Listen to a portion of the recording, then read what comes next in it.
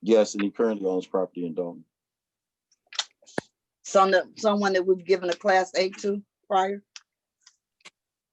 Not believe so.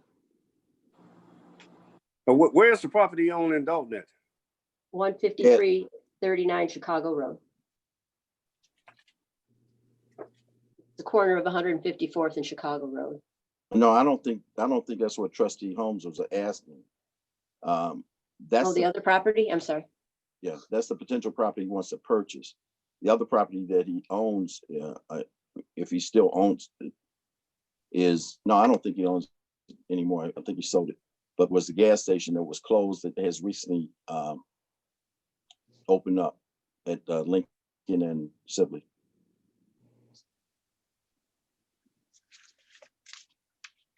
He had a gas station that was closed before? He owned it, but he wasn't operating it. It was leased out. Is this one of the gas stations that the village closed down? Previously, yes, with the previous leasing. If trustees, if after I can email everyone who doesn't know who Feroz is, your number, you can call him, talk to him. He's very accessible and he can walk you through everything that he's trying to do, everything that he wants to do. So I can email the rest of the board his information. He'll be happy to talk to you. Yeah, I think I know which one you're talking about now. I know who it is. You know what? I'm okay with it as long as we can make sure that people from Dalton residents are getting hired. Instead of we just saying, yes, make sure that it's in there too, that we have some residents out of Dalton that are working there.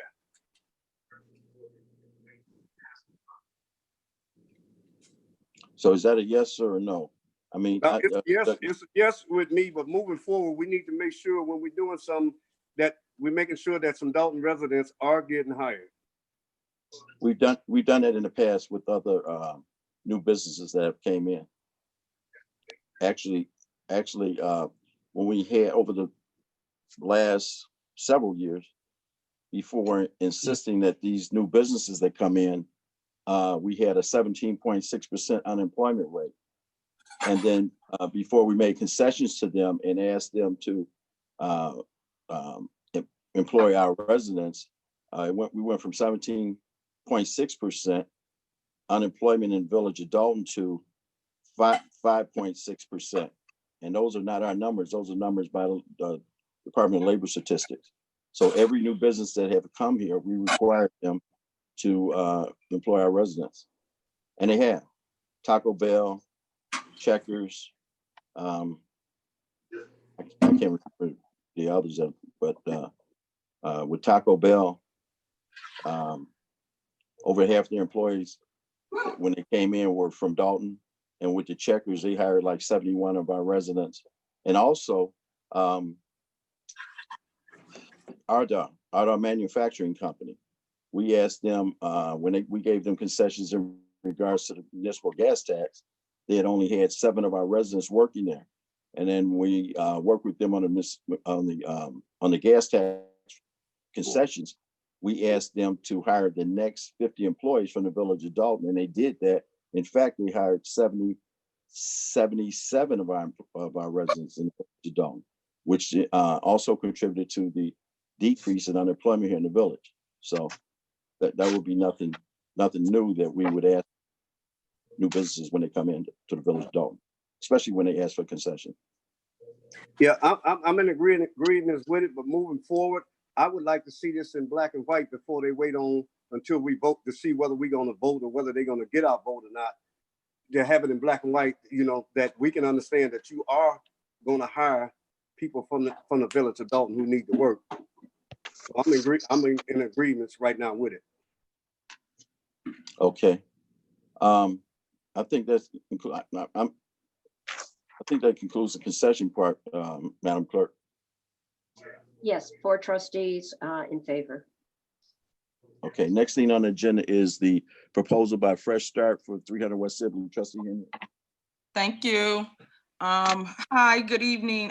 Jarvis, are you there, Dan? Yes, I'm here. Okay, you in. Okay, whoo, I remember last time. Okay, thank you for coming on. I'm gonna just give a brief overview. Again, you guys, I invited Fresh Start to the board meeting to talk about their redevelopment of 300 West Sibley. They are a produce store that wants to come into our town, so we would receive tax revenue on this. That, as you guys know, that area has been under development forever, underdeveloped. So I would like to move forward. I know that we did start a TIF district over there, and I do know that Murphy, are you on here too? Attorney Murphy? Here. Okay, good. So I'm gonna let them explain everything going forward, because as you guys know, as it related to COVID and then the looting and all the challenges we had in our town, we need other resources. And as you guys know, we need a food hub. So I think that would be the perfect thing to put over there, because when we went through our hardship, we all turned to the grocery stores. And some of the grocery stores was equipped with food, and some of them you had to drive around to find food. I know I did. So I want you guys to hear from the attorney as it relates to what their decision is moving forward with that property and what we will see in the near future. Dan, floor is Yes. yours. So we met with Mr. Murphy and Administrator Scott earlier. Believe it was Wednesday of last week, and we had Mr. Kapadukakis come there and submit his proposal. Mr. Murphy requested a few asks and wants from us. We provided them with a proposal this morning. I believe Mr. Murphy has gotten a copy of that. I mean, the short of it is that my clients have been in business for a while as a wholesale company, and now they're trying to expand in the retail grocery business, and they see that location as a hub, not only for their wholesale business, but the more lucrative retail business. And the fact that they have a cost which is less than most retail stores, because they can provide their own wholesale foods to the grocery store. So it's going to be fresh fruits, fresh produce, fresh meats, a lot of the amenities that a store would need, and it would be right in the middle of Dalton. And we're hoping that it's a hub in the south suburbs so that other communities can come to our village, to Dalton, and spend their money, which in turn will generate sales tax for Dalton, which is much needed, especially now in this COVID pandemic when there's shortages of food. Attorney Murphy, you got that proposal this morning. I don't think it's been shared with the board. Well, has everybody read my memo that's attached to your agenda packet? So Yes. the next step is for us to have the consultant update its eligibility study for TIF status. We have not created a TIF district yet. So the next step is for our consultant to get paid, and the developer, to its credit, has agreed to pay $2,500 towards that, which is appreciated. And it will, according to them, it will take a few weeks to get that done. The next step is for the board, once we get that eligibility study, to start the TIF process. We've talked about that on several occasions. So everything is moving in accordance with schedule. I received from Mr. Geneva early afternoon what he called their ask list, which is the opening step of a negotiation. I told Mr.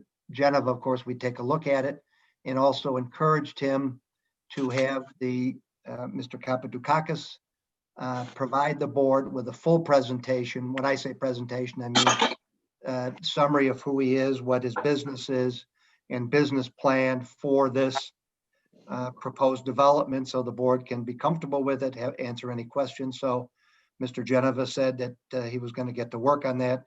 And we also discussed that point last Wednesday at our session. So hopefully we need to get the consultant paid so he can complete his work. We'll try, with the board's permission, we'll get that done. I'm not sure whether the $6,000 arrearage has been paid, but that needs to be paid. And an additional $5,000, $2,500 of which has been provided by the developer. So if if there's no objection from the board, we'll move forward with getting the consultant to update the TIF eligibility study, and then we'll try to keep it moving. What about, have we talked about the rehab of the building? I know the rehab of the building is going to be very extensive. And I'm sorry, is it Mr. Jarvis? It's Garbus. It's a hard G, Garbis. Okay. So What, basically, I'm sorry, let Mr. me- Mayor. let me finish. Go ahead. And what are you looking at as far as time wise, as far as development? Well, we're hoping once the TIF gets approved, a lot of the, we've already secured, my clients already secured about $4 million in outside financing, which will then get recovered through the TIF financing that, hopefully gets passed in the next couple of months, as we discussed with Mr. Murphy last Wednesday and Ms. Scott last Wednesday.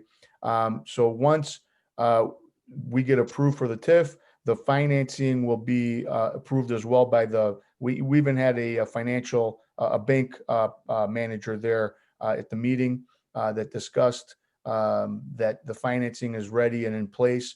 And once we get that, we anticipate within 9 months of starting construction, we'll have the place rehabbed, to make it with new refrigeration. The vast majority of the cost will be the internal cooling and refrigeration units that will be needed to house all that fresh produce and meat and make it available to the public for retail consumption. So you're expecting the TIF to pay you back $4 million? It's going to be over time. Yeah, it's going to be over time, Your Honor. Are we going to be getting accountability of what's going to be spent there? So we'll make sure that the TIF is not over. Yeah, definitely. I mean, obviously, when a financial institution is involved, everything has to be, accounted for. I mean, banks don't give you $4 million and then tell you, to do whatever you want with it. Obviously, I think the banks are going to be on top of that and will, have full disclosure, full transparency. Nothing will be, underhanded. There won't be anything that's, everything's going to be above board. So you're saying now that the $4 million has already been secured? It's in the process. Basically, Mr. Murphy and myself have been in contact with the bank person that we met last week, and I believe that he's just waiting for the TIF eligibility to do the final, the final loan process. Okay. Okay, what are we Attorney Murphy? Yes. I would suggest that proposal that was forwarded to you this morning be given to the whole board so we can take a look at it. Sure. Anything relating to and then- TIF dollars has got to be by an agreement between the village and the developer. Right. So nothing I can was- take place without board agreement. Okay. So tonight we're just talking about what has happened today and what you expect to happen, Mr. Garbus. Is that correct? Yeah, That's just- correct. And I believe that Mr. Murphy also mentioned that we need to get the TIF, freshened up a little bit, which is why my client provided $2,500 of the $5,000 that's needed to freshen up the TIF eligibility study. Okay. You think your client may want to help with the arrearage? We discussed that. I believe that, 2,500 of the 5 that's needed now is what my client was willing to offer. If we could offer it more, I definitely would. A lot of times if the arrearage is taken care of, immediately, they could proceed a little bit faster on what you expect to happen in the future, I appreciate it, Your Honor. Thank you. That's always negotiating. That's great. All right. Okay. John, Okay. I would suggest that you get the proposal to all the board members so we take view it before. Actually, I'm not sure if we need a consensus on anything right now without viewing the No, proposal. everything's moving according to schedule. I think everybody wants to get the consultant paid. We owe them the money. We Yeah. owe them the additional money to get the thing updated. So we'll move forward with that. That's the next step. The consultant said 2 to 3 weeks, so we'll try to button that down. So this is really a status report, no action required. Okay. Okay, Attorney Murphy, my question to you is, you said to get him paid, so the board has already approved that and you guys are moving forward with that in the next week or two? Is that what you're stating? Well, let me The board restate hasn't what I'm approved stating. that yet. the board had approved the original eligibility study. Okay, They have a bill for about $6,000. okay, That hasn't been paid yet. So they're owed that money. I got an estimate from them to update the study, and they estimated an additional 5,000. so we owe them $11,000, correct? Right. And All in. 2,500 of it, the produce people are going to pay, Fresh Start, correct? 25. Yes, produce has produced 2,500. Okay. So that's what I'm saying. What do you need from us? You need us to approve the difference, pay? Yeah, Keenan we're and gonna McKenna? need, I think the board, we have an agreement that we're committed to do that. So that's under the settlement agreement that we've got to move forward. So there's really no additional vote needed at this time.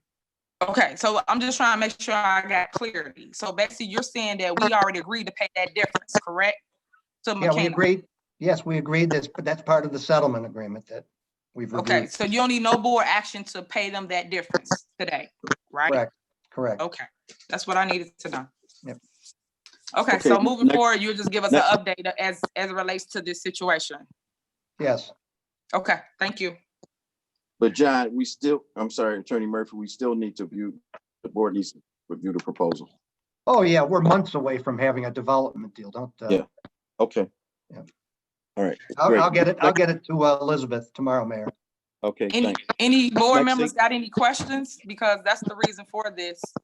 Anybody got questions to the I attorney? got a question. Mr. Jarvis, Yes, am I saying it right, Jarvis? it's garbage, but Is this going to be a supermarket like a Pete's Produce? it's going to be very similar to Pete's. Yes. So it's going to be a supermarket, another supermarket. We're more focused on the fresh produce, fresh meats. We're not necessarily going to be, like a supermarket. It's going to be more like a fresh produce, fresh meats, fresh everything. This is going to be basically the wholesale business that my client has already provides a lot of these goods to restaurants and various end user clients. Now this is going to be another hub for them to basically get it direct to the consumers, which would be the residents of the village of Dalton and the surrounding suburbs. So you saying so if I go there, I can buy in bulk, like I'm a wholesaler, or can I buy from No. You're going to buy, you could buy one fruit if you want, or a whole batch of them. You'll just get better prices because of the fact that my client also has a wholesale business that he's been operating for the last 10 plus years. Okay. If I can, trustee, if I can just follow up on that for a second, I need to remind everybody that the essence of this deal, and it's explicit in the settlement agreement, is that the majority of the space has to be devoted to retail so that the village will obtain the sales tax. If this were strictly a wholesale operation, there's no sales tax. So that's the essence. Mr. Kapatukakis repeatedly said he understand that, and that's the plan, and he'll need to prove that up. That's No. correct. We'll also have a restaurant operation in there, and we're in talks about having a donut shop as well as a full service restaurant in there as well. Okay, back to the money issue. I was hearing $11,000 is owed and that Fresh Start is paying $2,500 and we're responsible for the balance. Yes, Yes, so just so you understand, based on the settlement agreement that was entered before I got involved in this deal, the entire 11,000 would have been paid by the village of Dalton. My client is willing to drop an additional 2,500 of the new 5,000 that's owed. The original 6,000 was done before Fresh Start was involved in this deal. So now Right. there's a fresh 5,000 that needs to be paid, and my client is willing to split that 50-50 with the village. Right. Understood. Okay, in the proposal, is it clear, and I know you just mentioned this, John, it's very clear that, now, let me go back. Attorney Murphy, you mentioned the fact that the settlement agreement said the majority of the space. Is that what the settlement agreement says, or does the settlement agreement say retail? I don't have it in front of me, but as I recall, the majority of it, 75%, has got to be devoted to a retail sales tax producing entity such as a grocery store, car dealer, or home improvements. Those are the three listed examples. So the grocer understands what his obligations are under this agreement. Okay, is there any penalties in case that's not followed? Yes, it would result in the revocation of any TIF benefit to them. Okay, Remember that TIF benefits, let's make sure everybody understands what the TIF benefits are. The property taxes, the vast majority of the property taxes being generated, that will be generated in the forthcoming years from this development will be all controlled by the village.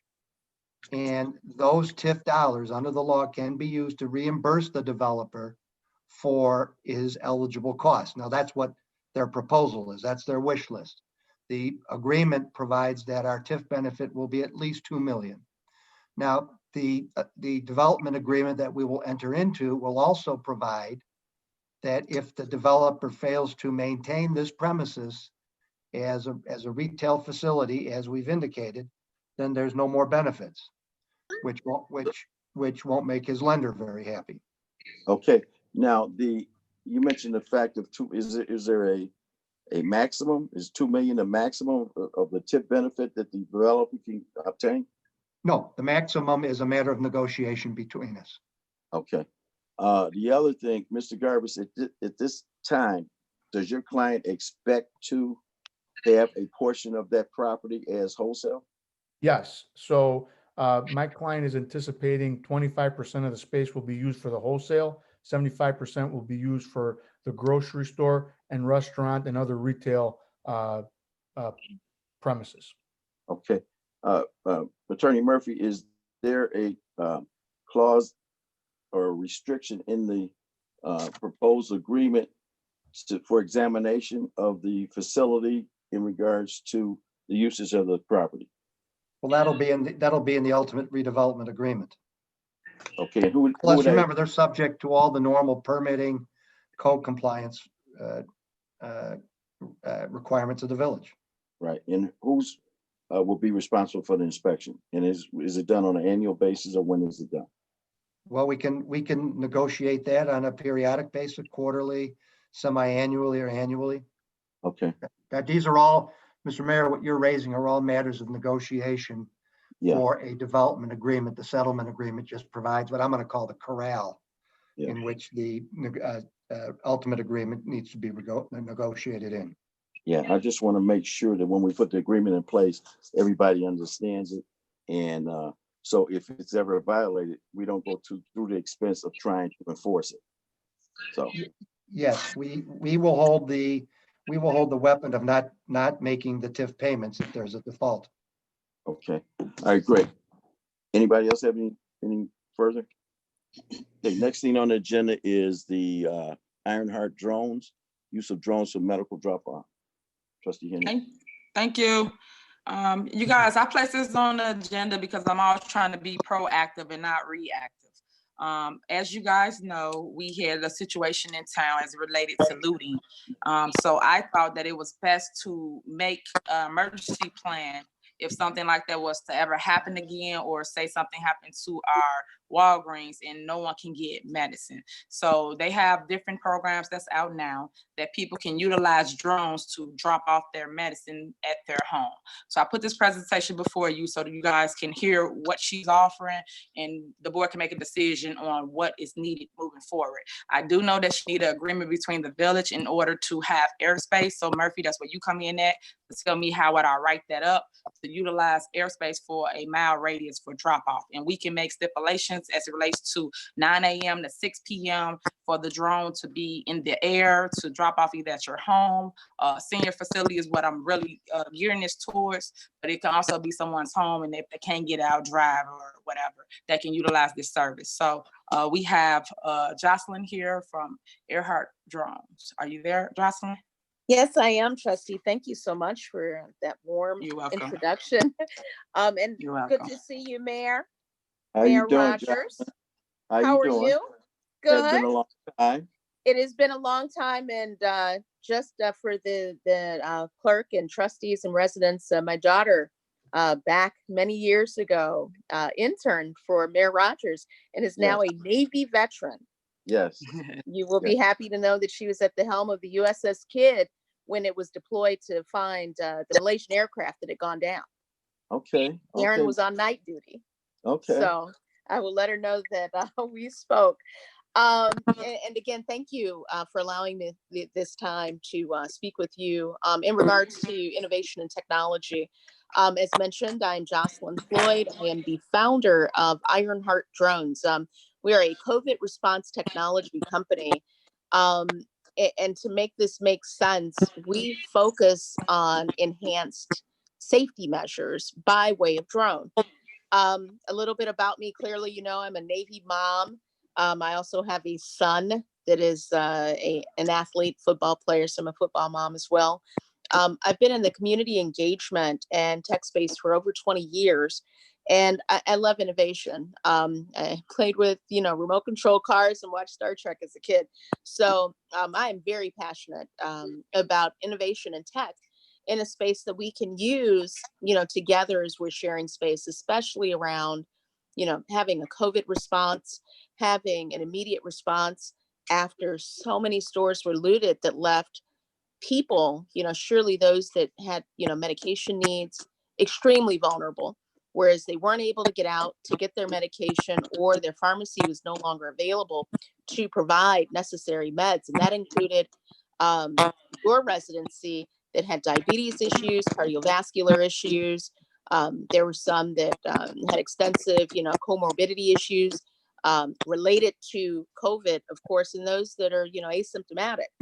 So today specifically, I am seeking your support and approval on the use of airspace for the specific purpose of delivering medication to the senior citizen facilities of the Village of Dalton by way of delivery drone, which again, as Trustee Henry mentioned, it's a 1 mile radius.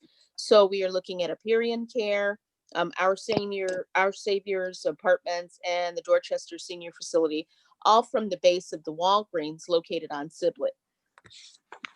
So now, currently, so that this makes sense, CVS and UPS are currently using delivery drones for prescription medication in the state of Florida. FAA has already approved it.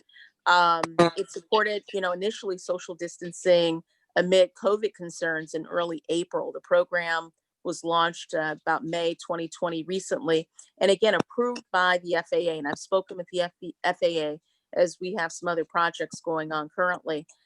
Additionally, UPS partnered with a drone company to deliver meds across a medical campus in North Carolina and Raleigh as well. So drones are being used to deliver medication across the United States, but these two are specific. So with your approval, we can meet the needs of the Village of Dalton residents, you know, with the same type of service. The first step is meeting the testing requirements for the FAA with a specific drone that is already identified. So within this protocol, this includes the type of certification of the drone, the demo flights or the test flights, and then flight plans upon completion of the first 300 flights of line of sight. All of my drones are operated in accordance with FAA law, and I do have a pilot in charge that will be manning the test flight operations and is licensed, certified, has thousands of hours of experience, and has currently been doing projects at Bessie Coleman Airport. Upon completion of the test flights, we would map out the delivery locations and coordinate with the facilities in regards to time of delivery, location of the delivery, so that this is a smooth operation. Once the operations are completed, all the flights are done during daylight hours per FAA regulation. So anything up till, you know, sunrise and then to dusk is where we would be up in the air in these 3 locations 6 days a week. Upon successfully piloting this program in Dalton, we would expand to neighboring village suburbs, just to ensure that other residents were still able to get, you know, their medication. This is a program that would be fully funded by Walgreens. And we think that it is a viable solution to those that are not in the space, whereas they are safe in going outside with COVID and being a senior And those that are asymptomatic, and I'm not too sure if, those of you are really familiar with the importance of not only testing, not just reading your temperature, but actually taking a COVID test. And if you are an emergency or essential employee, you have to test frequently. For senior citizens, if they have people that they come in contact with that are asymptomatic and don't know that they are asymptomatic, and they come into someone that has an ACE inhibitor issue, they are diabetic or have asthma, this could be what they expire from. And that's what we're trying to avoid. So we know that COVID is coming back in October, and there should be a plan in place that keeps our most vulnerable residents safe. And that is basically my ask for you currently. I do have a proposal that I can send to the board. And then I would invite you out to, see the drone and see the test flights once we start. And I'm looking for your support. What are your questions? My first question is it being done in Illinois yet? There are some drone activities being done in Illinois, but they're on the fire and police side. Right. Fire department, police departments are using them for search and rescue. They're also being used for heat sensors. And not to interrupt you, I know that, but I mean medical. Not for medical, no, sir. Okay, so this will be kind of like a first test, if you will. Right. Program. What about FAA requirements and licensing for that specific commodity, if you will? It's going to be the same as the state of Florida. I've talked with the FAA. Okay. At the national level, the DC office, and Walgreens, which, they're scrambling to, save, their pharmacy business amid, losing patients, one, patients they can't get out, but two, after the looting in, urban communities, Walgreens is, concerned about whether or not they're going to keep stores open. So this is definitely a solution to, keep them in the game. How have you talked to the people at Walgreens already? Yeah, I'm in conversation with them already. Okay, and they are in agreement with starting it in Illinois. Who's doing it in the state of Florida? I could get back to you on that. It's the retirement home in partnership with CVS and UPS. Okay, and is it pretty? Is there only one or two companies that's doing it, or is it starting to catch on, or what? That's a good question. There are a couple other organizations. Amazon is in this space, UPS is in the space, Wings is in the space. Boeing has a drone division. Yeah, I'm talking about for medical though, for prescription. For medical, UPS has really got their hands on the rein in Florida from FAA. Mm-hmm. Why do you think that no one has did it in Illinois yet? That is a good question. One, I think that, because I had some talks at the county level with the former chief of OEMC, and this was introduced in 2016. And the concerns were, that, one, it was going to pull away from union jobs. Another one was that they were concerned, about drones being used for, surveillance. Okay. And I apologize. There's a little interference. If someone could mute their phone, Right. just so that I could hear the mayor, please.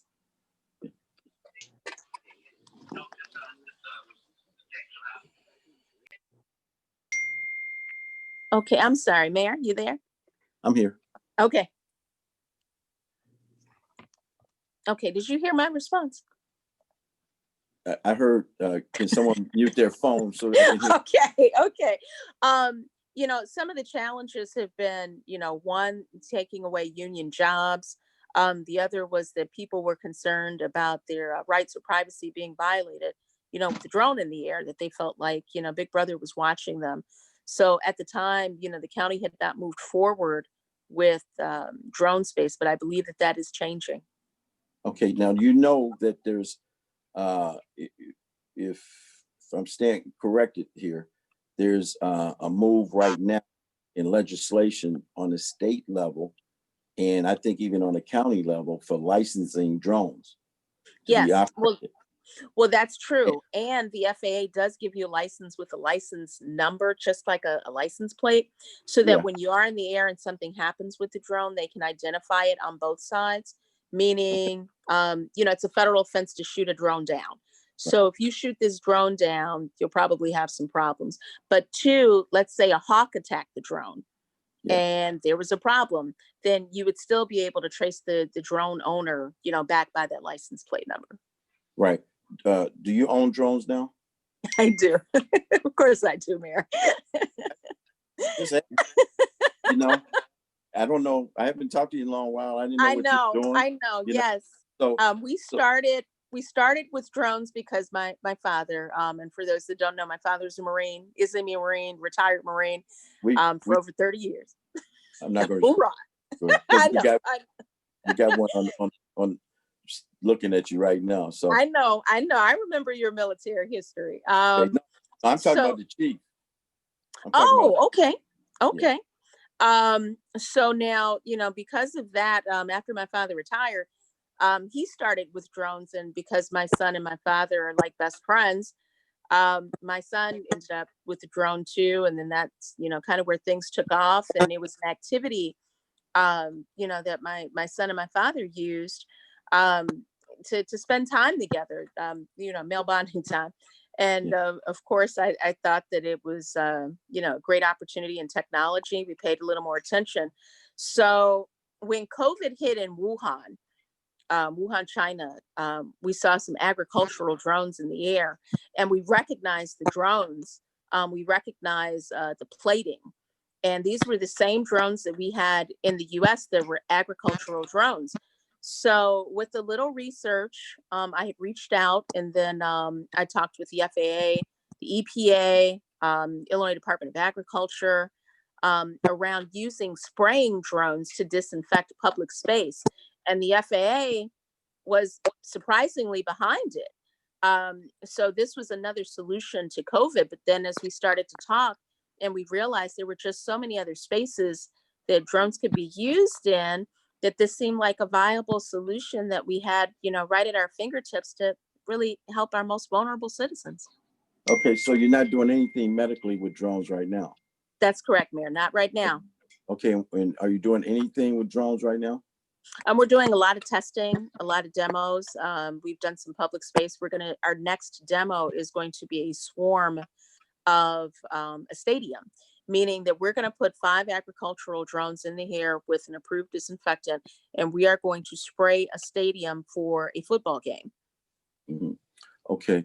I'm not sure, and John, and maybe we need to check into this. I'm not sure if we have the authority to give away airspace, since it's governed by the FAA. And what's your thoughts, John? This is a new one on me. I'll need to research it and work with the app.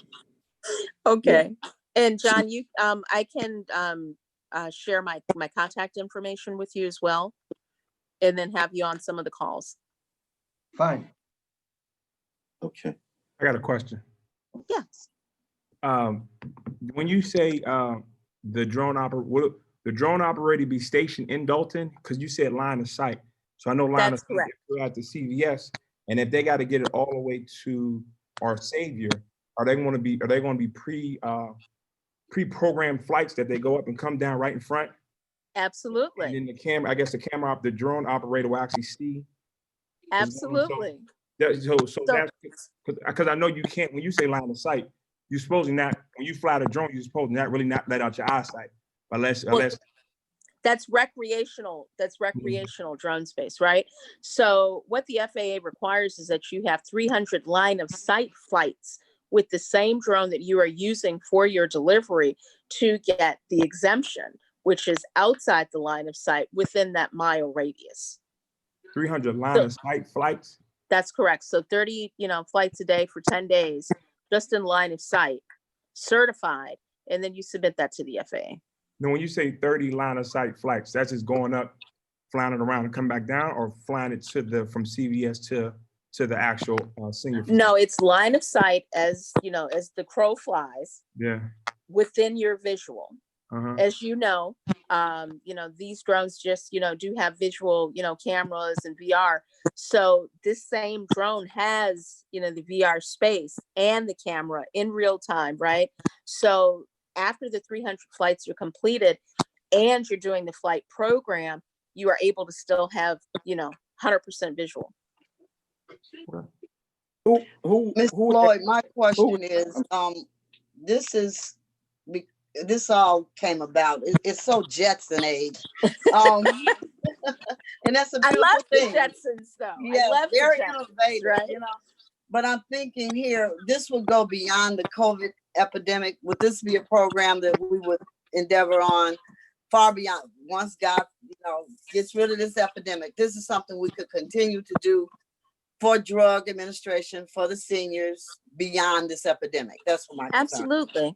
Absolutely. I mean, and I want you to think about this in the space of, a senior citizen that, let's say, in the dead of winter, when, we are 20 degrees below zero, that has asthma and COPD, are they really going to go get their albuterol? Probably not. Right. Right. But if we could deliver it, we can put a drone in the air and they can have their medication and not even have to come outside. That creates a better quality of life for them because they're not exposed, to harsh elements. They got their medication on time and they were safe. So we knew that they didn't slip and fall outside, that they weren't waiting for a ride. They didn't have an asthma attack because it was too cold because they didn't wear their scarf. Right. So there are a lot of benefits to this. Second part of this is, what cost is it to the senior?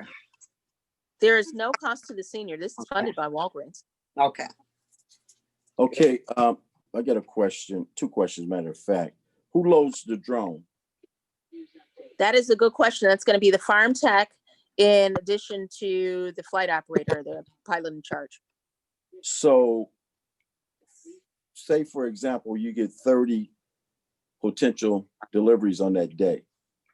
Is there going to be someone at the site at Walgreens to load the drone? Yes. Okay. The other thing is, how do you view staying in a new business with the already delivery services that are out there? They go to Walgreens and go to CVS, and actually there's a lot of seniors now that don't go out and get their medicine, whether it's summertime or wintertime, because of those delivery services right now. I think that one is RX or something like that, and right. There's several other competitors. So, and then lastly, the elements in the wintertime, as far as service, doing, the inclement weather, 20 below and things like that. Where in Florida, you don't have those conditions to hinder the delivery or not have a delivery to a senior that's actually dependent on delivery that day. Okay, well, let's go with weather first. Okay. I'm also a boater. So yes, we pay attention to weather. Elements do not affect drones the way you would think. I mean, outside of harsh rains, that would ground us, cold weather does not impact us. So we can be in the air most of that time. As it relates to the competition, I really don't think we have any real competition. One, because we're in the air, they're on the ground. Two, it is peer-to-peer contact. In order for this person, this human body to pick up this prescription, put it in their car, you do not know if they are asymptomatic, COVID positive, or have anything else while they are touching your medication, and then delivering it to a third party who then has to touch the same medication and then goes to the patient. This eliminates all of that because you only have, your farm tech that's loading the drone, putting the medication, in the box. The drone takes off, goes to the location, lowers the box on a rappelling line. Whoever is receiving the package, it could be the senior, it could be, the staff at the care facility. They go, they take it out the box or, take it out the tray. Tray rappels back up in the line, and then the drone comes back to base and you load it all over again. And you do that as many times as you need to. And two, the drone capacity weight is about 13 pounds, give or take, right?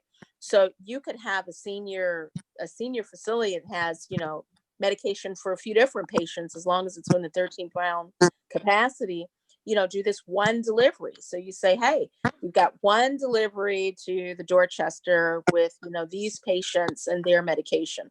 And that way, you don't have, the same, peer-to-peer contact or time, and waiting on delivery or traffic. And it's green. I'm not burning any fuel, no fossil fuel, completely Okay. green. 2 more questions, I'm done. Okay. Who unloads it at the delivery point? Well, with the senior facilities, it should be senior facility staff, right?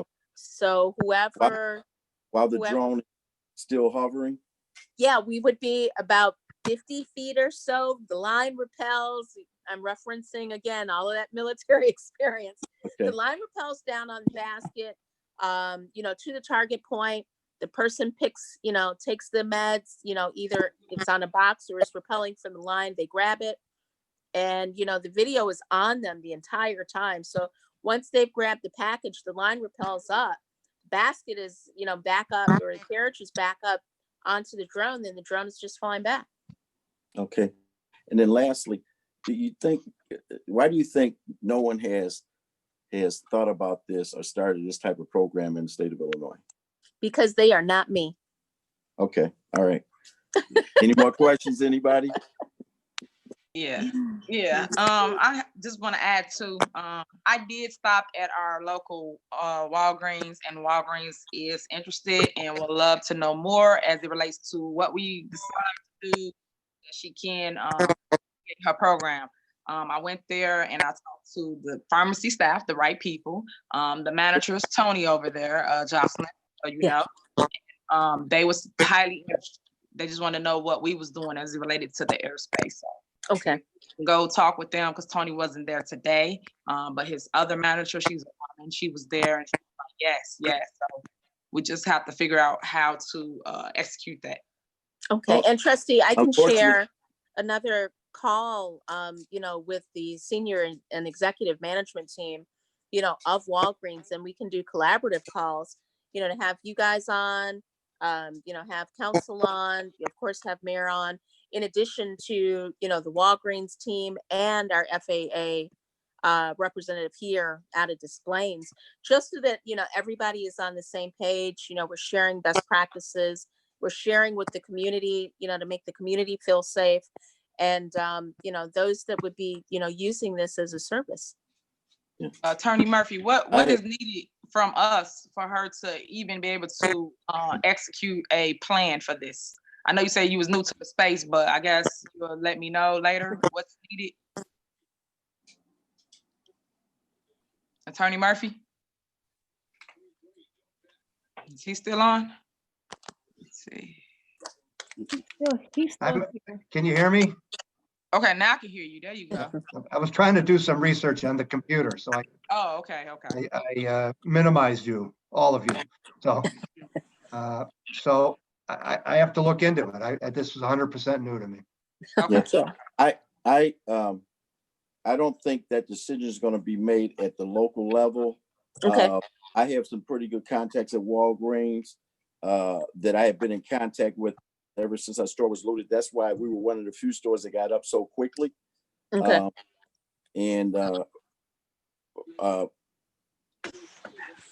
Actually, he's a personal friend of mine on the executive level.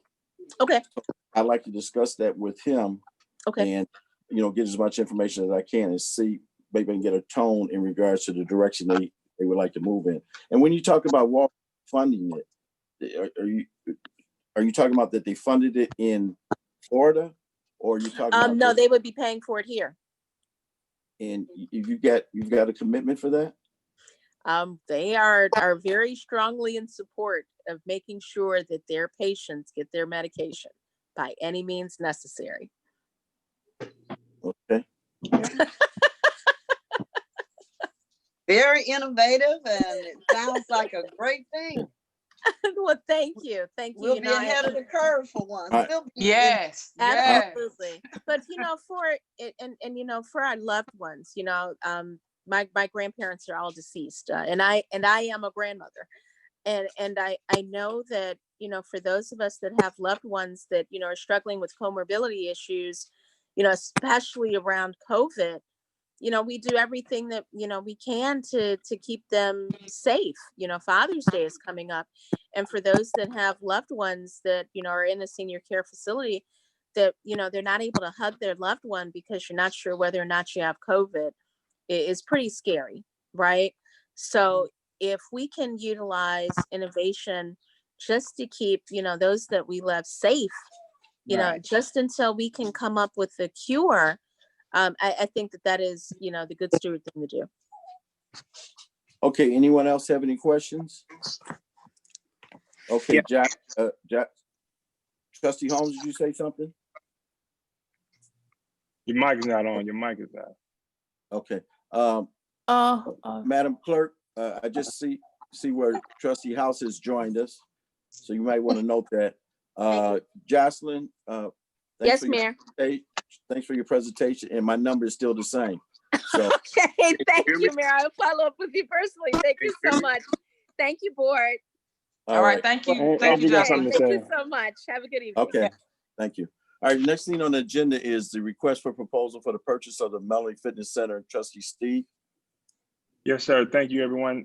I put this on the agenda because we're in the process of selling the Melanie Fitness. I just want to get a request for proposal. I want to put a formal request proposal out there so we can at least get offers and get some presentations going as far as people who want to actually purchase the Melanie Fitness Center. And I just want to get the input on the board. And if we can get that request proposal put together and sent it out there, we can move forward with it. Any input? I thought we had already discussed that we were gonna put an RFP out. But from my understanding, I had to make an official request for proposal and go to let the board knows that we're going to do a request for proposal. That's what I was instructed to do. So I'm just following, you know, the recommendations that people gave me. Well, for Trustee- me, everything's still, Go ahead, Trustee. go ahead. Go ahead, Trustee Henry. Thank you. For me, everything still stands. I told you last board meeting that I support the selling of Melanie Fitness, and that I'll help you with anything you needed as related to District 205, 148, 149, any of those organizations that can benefit and stay within the community. You never reached out to me to do so. So if you still would like to do that, I'm all ears. Other than that, I do support the sale because I know we cannot no longer afford the Melanie. So you have my support. Trustee House, you want to weigh in? No, I'm in agreement. We did to speak on it at the last board meeting. I'm in agreement. Okay. All right. I guess we had a consensus from the last board meeting. Yeah. Yeah. Madam Clerk. Yes, sir. Okay. All right. The next thing on the agenda is citizens address. How do we conduct this with the Zoom? Initially when we started, there was a technical issue with the Zoom, but I was able to get that resolved. So the meeting has been streamed live on Zoom and the chat box has been open. We have residents that have been watching consistently, but we do not have any questions in the chat box this time. It can't be right. Okay. I ask for a motion to adjourn. If you can go to the Village of Dalton YouTube page right now and you'll see, because it's been streaming the entire time. Yeah. If you want to, People always got questions, but okay. That's yeah, you quick can go to meeting. the YouTube page and you'll see it there. Okay. I ask for a motion to adjourn. I make a motion to adjourn this meeting. Second. Motion by trustee Denton. Was that trustee Steve? Yes. Okay. Okay, roll call. Trustee Denton. Aye. Trustee Steve. Aye. Trustee House. I just got here, but Nice to see you. Trustee Brown is absent. Trustee Holmes, are you there? Aye. Thank you. And trustee Henry. Aye. Okay. 5 ayes. This meeting's adjourned. Thank you. 7:43 p.m.